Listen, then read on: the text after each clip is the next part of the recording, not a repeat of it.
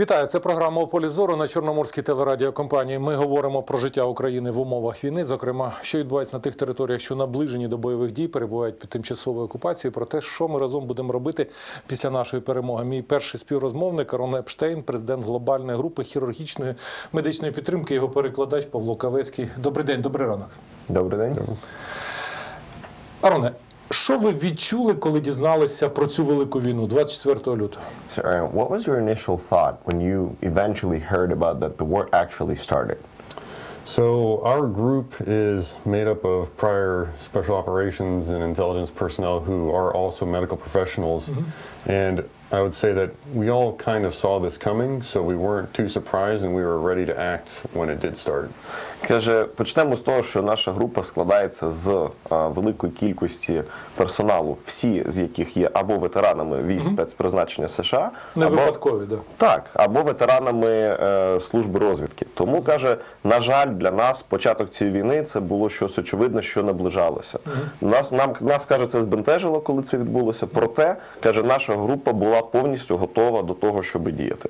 Якогось страху, переляку, там, отетеріння якогось не було? Wasn't there any like fear or disorder before you came here and what was waiting for your personnel here? Not really. Our group has done this.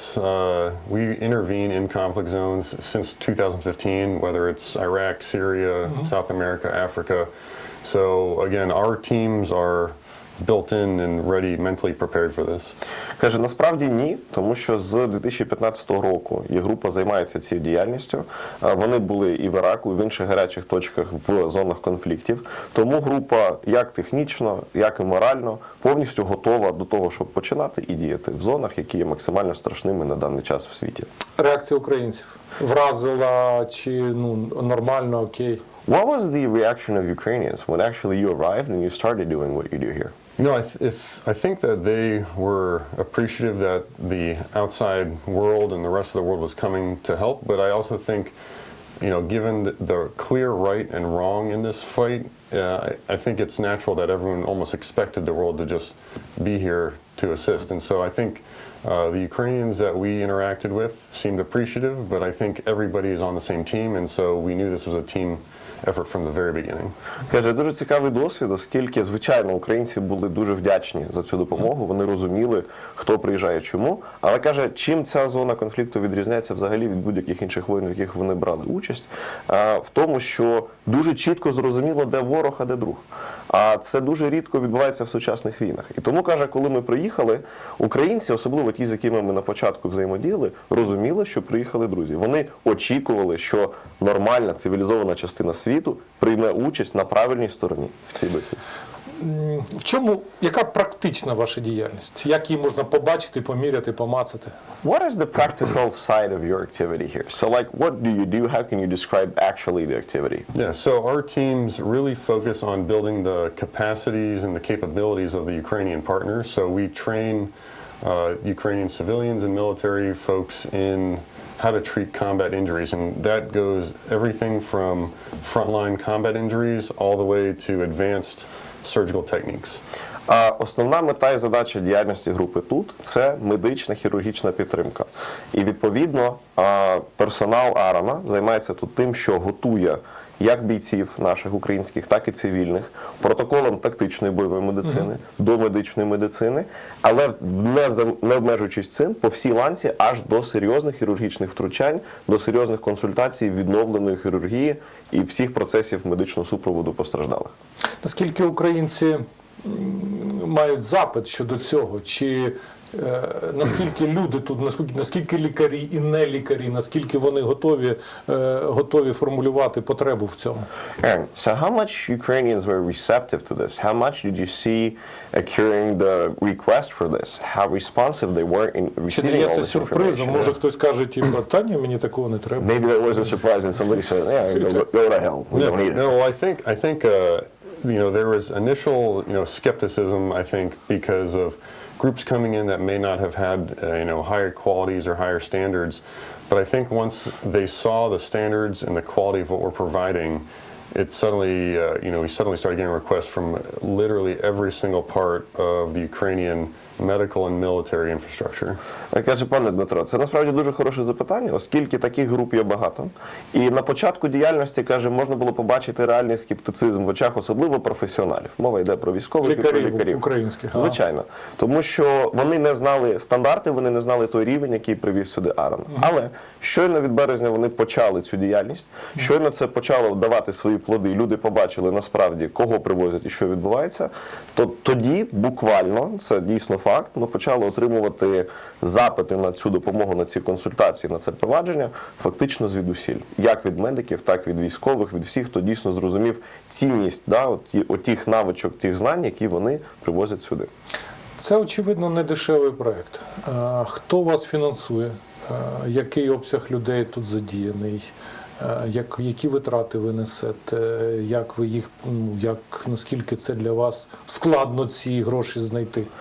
So the host understands that this whole costs a hell lot of money because bringing such personnel, bringing surgeons, eventually that's a ton of dollars, and he understands that this is some activity that needs funds and needs support.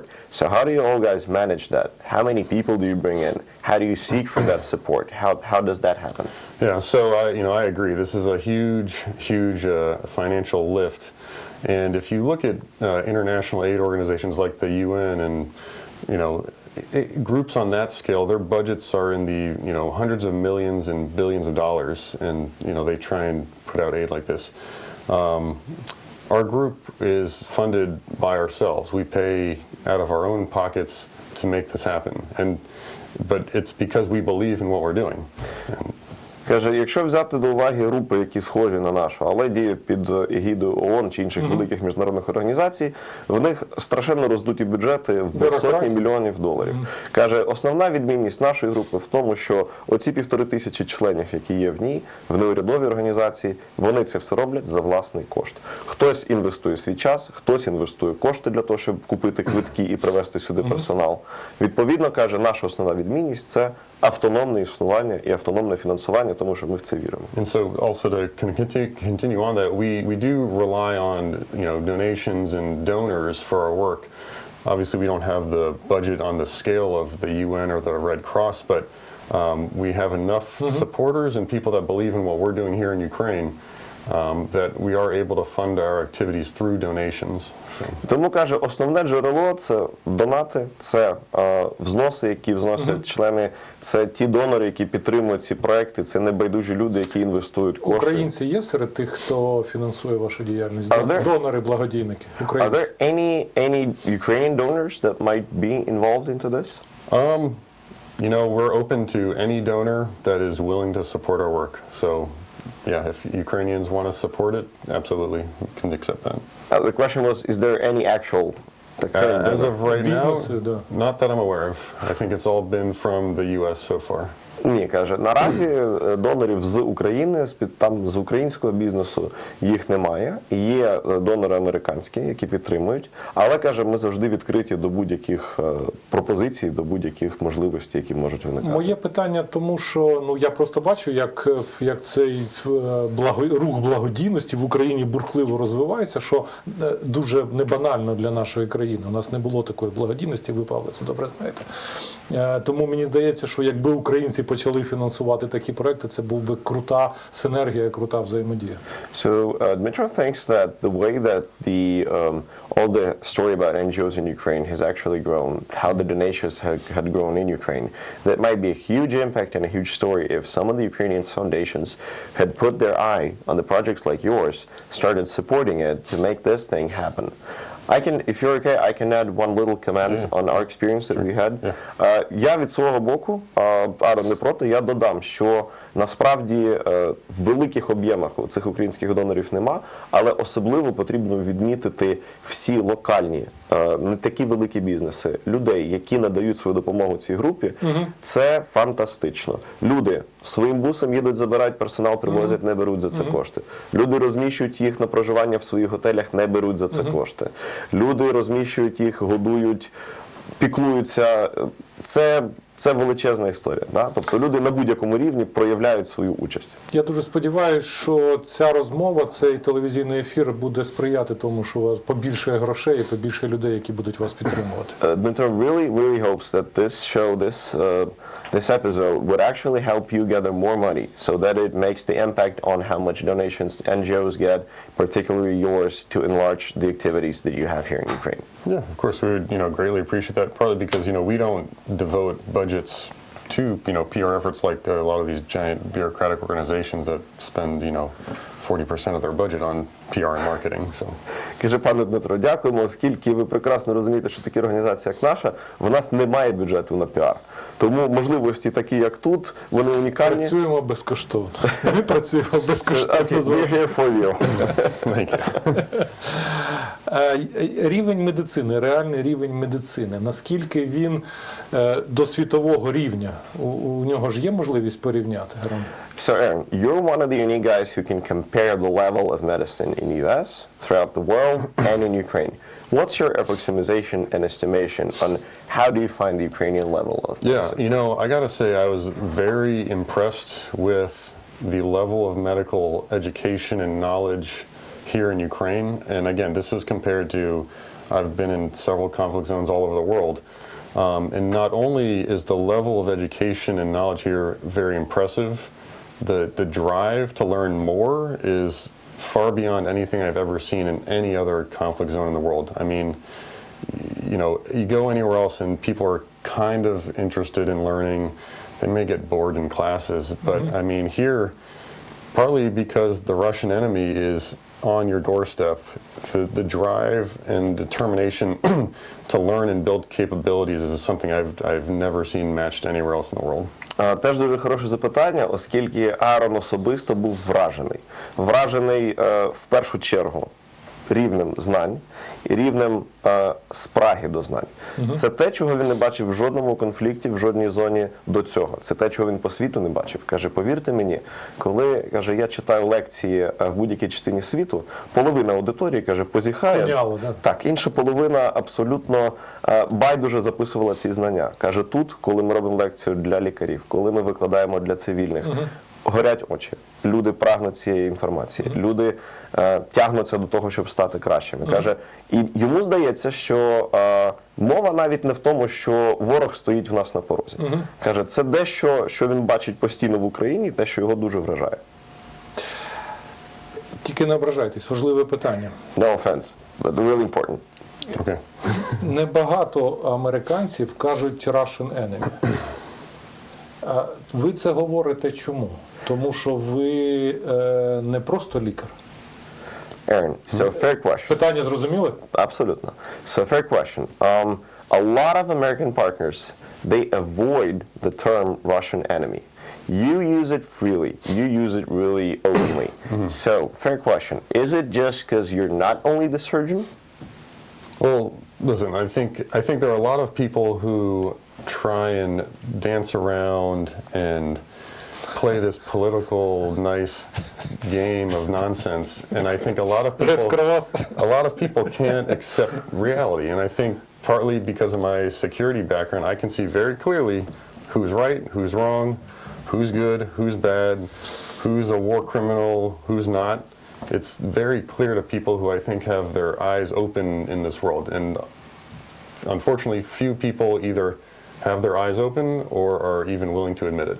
Каже, гарно підмічено, багато хто танцює в безглузді політичні ігри і намагається максимально оминути гострі кути. Каже, мені як людині, яка пройшла свій шлях в органах, пройшла свій шлях в воєнній справі, мені, каже, очевидно, хто поганець, хто хороший. Мені очевидно, хто є військовий злочинець, а хто не є військовий злочинець. Тому, каже, коли я говорю з людьми, каже, я говорю з тими людьми, в яких відкриті очі, мені немає сенсу приховувати те, що вважаю я.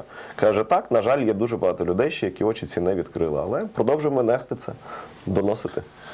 Навряд чи ви рахуєте копієчка до копієчки, людину до людини, але хоча б приблизно скільком людям ви допомогли, скількох ви навчили, скільком підрозділам ви надали якісь додаткові можливості і уміння? Aaron, so knowing that's really hard to put that on count and really be precise in all the, pennies and personnel and stuff, but on your estimation, so how many people did you help? How many people did your organization covered with help? How many departments of militaries you got support to? Yeah, so the last count that we have estimated is that we've assisted in training over 20,000 Ukrainians, and that includes civilian and military personnel, and again covers everything from civilians getting basic combat casualty care to nurses to physicians and surgeons, and then all the various units within the Ukrainian security services. Каже, насправді останній раз, коли ми робили цей підрахунок, бо він все одно ведеться, звітність ніхто не відміняв, а остання цифра це було більше 20 тисяч українців, включаючи цивільних, включаючи військових, включаючи медсестер, хірургічний персонал, всі рівні і щаблі, які надають допомогу українцям. And I think within also if we include surgeries, the actual surgeries that our teams of surgeons have assisted with, I believe we were told it was almost 200 major surgeries that our teams have assisted with. А щодо, власне, хірургічних втручань, операцій, які своїми руками виконували топові лікарі зі штатів, яких Аарон сюди привозить, то останній підрахунок по них, це було більше 200 серйозних хірургічних втручань. В лікарів в них своя історія по тому, що вони вважають серйозним. Так, серйозним, що не серйозним. Тому можемо уявити, яка реальна кількість. Як трансформується з часом за ці місяці запит від українців до вас і до ваших колег? Мабуть, ви починали з того, що ось показували, ось дивіться, є турнікет, дивіться, є така штука. А тепер, мабуть, ви робите щось інше, вже більш просунуте. So, during these months of war, during your presence here in Ukraine, that's obvious that it has developed, right? Your presence and what you do. The request from Ukrainian side on your help and your activity here, how they developed. Because Dmitro understands perfectly that on the very first day you arrived here, it was like you standing here saying, here's the tourniquet, please use it and try not to die. Yeah. So how that developed, how that escalated?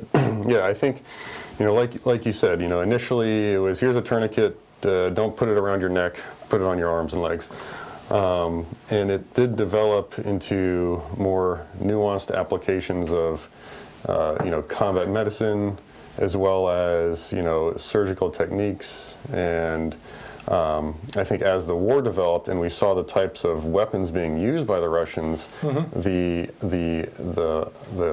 request for instruction began to go down these specific lines, so that we were teaching and treating exactly on what the Russian weapons, what kind of injuries they were causing. Каже, дуже добре підмічено. Дійсно, перші заняття проходили саме в такому дусі, що, шановний, ось турнікет, ось так він працює, будь ласка, не накладайте його на шию, тільки на кінцівки. Каже, з часом, мало того, що запит дуже сильно зростає, відповідно до розумінь того, що вони можуть привозити і чому навчати, зростає їхнє розуміння тих потреб, які є в Україні. І це дає цю комбінацію, синергію для розуміння, якою зброєю користується агресор, Російська Федерація, як вони завдають шкоду, чим потрібно тут модифікувати протоколи по лікуванню, транспортуванню і так далі. Тому наразі оця допомога, вона вже спрямована більш в конкретне русло, вона опановує процеси, вона опановує протоколи, ті, які вже підтягнуті під наші реалії. Аароне, ви прямо класичне таке уособлення російської пропаганди, кліше російської пропаганди. Найманець, американець, там якийсь ЦРУшник, який приїхав, топтати, нашу землю своїм натовським сапогом. Як себе почувати в цьому образі? Okay, Aaron, so, based on the Russian propaganda, you are the classical, cliché, American, has to be CIA, has to be like super tough, has to put his NATO boot on Ukraine, committing here anything. So how does it feel to be, on that side of the coin? How does it feel to be Russian's cliche? Yeah, I mean, I wish I was that cool. Maybe I could get like a movie deal to be in a James Bond movie, but unfortunately I am not that cool. I kind of know how to do medicine, and that's it. I maybe can do my hair once in a while, that looks cool, but it's funny. I think we all wish we could be as cool as these cliches of being the James Bond and the American CIA, but we're just here to help. We have no ulterior motives, and like I said, we're burning our own cash to try and do this. So if we were somehow making $1 million off of NATO efforts and all this, I wouldn't be sitting here. I'd be, sipping my, coffee, eating caviar in some evil lair somewhere. So. Каже, було би добре, каже, відповідати таким кліше. Каже, хотілося б бути таким Джеймсом Бондом, і непогано би потім навіть отримати контракт на голлівудський фільм про це. Каже, але давайте говорити чесно. Каже, я добре знаюсь на медицині, я інколи вмію зачесатися для того, щоб непогано виглядати в вашому ефірі. От, але каже, по факту, так, але по факту каже, давайте говорити чесно. Ми ентузіасти, каже, які спалюють власний кеш, тому що ми віримо в цю справу. Ви багато чому навчили українців, а чому ви можете навчити американців тепер, після війни в Україні, під час війни в Україні? Very good point. So you teach a lot to Ukrainians, you provide a lot of knowledge here. Is there anything you could bring home to United States to teach United States what you have seen here, what you've witnessed here? Politicals, businessmen, militaries. In terms of what I can teach to the Americans, is that? Well, yeah, what lessons have you learned here in Ukraine that you could actually, tell to your... Лекція в Вестпойнті. Приходить Аарон і каже... So, for example, he says, there's a West Point lecture, and you gather all the congressmen or the businesses, and you let them know something new that you've been inspired here. Yeah, I mean, there are definitely lessons learned from this conflict between Ukraine and Russia that everyone in the world is watching and trying to learn. I mean, for the last 20 years, the U.S. military has focused on counterinsurgency work, whether it was in Iraq and Afghanistan. Also, let me know if you need me to slow it down or something. But the U.S. military in the entire world is focused on counterinsurgency. And this war against Russia and what the U.S. calls near-peer adversaries is new for the world. And so everybody is trying to learn from this conflict. And it's not just medicine, it's not just how to fight. Everybody is trying to learn everything possible from the Ukrainians. So it's a lot to learn. I'd say everything to learn. Каже, давайте говорити чесно, їм є повчитися всьому. Перше, що хочу Аарон сказати, давайте чесно визнаємо, що останні 20 років західний світ вмів і готувався тільки для війни проти терористів. Локальних, маленьких конфліктів зі своєю специфікою. А вони не очікували, що в сучасному світі можлива near-to-peer war – це окопна, траншейна, велика, конвенційна війна. Тому, каже, весь світ цьому зараз вчиться. Не тільки Штати, але, каже, вчиться, як ви правильно сказали, не тільки тому, як поводить себе армія, не тільки тому, як поводить себе озброєння. Вчиться тому, як поводить себе народ, як поводить себе країна, як виживати, більше того, перемагати в таких умовах. Тому вчитися треба, каже, всьому. Останнє питання, якщо дозволите, воно теж особисте. Ви за цей час більше стали боятися Третьої світової чи менше? Now, the final question is pretty personal. So while being here in Ukraine, your personal expectations, did you get more fear of the Third World War or less fear of the Third World War? So definitely less, I would say. I think coming into this conflict, everyone thought this would be World War III, fighting the Russians. We thought the Russian military was the second strongest army in the world. And I think everyone has since seen that they have no capability to fight. They have no morale. They're incompetent in executing combat operations. So it's, I think if anything, there is significantly less fear of World War III. I mean, there is no big military on the other side of this. The big Russian bear is actually just imaginary. Каже, менше. Оцього опасіння отримати Третю світову стало набагато менше. Каже, давайте говорити чесно. Що довела Україна? Що росіяни військової спроможності, про яку вони декларували, не мають. Моралі і цінностей вони не мають, що оцей весь величезний російський ведмідь, він був уявний. Тому, відповідно, каже, ви доводите тут щодня, що боятися Третьої світової за участі Росії не варто.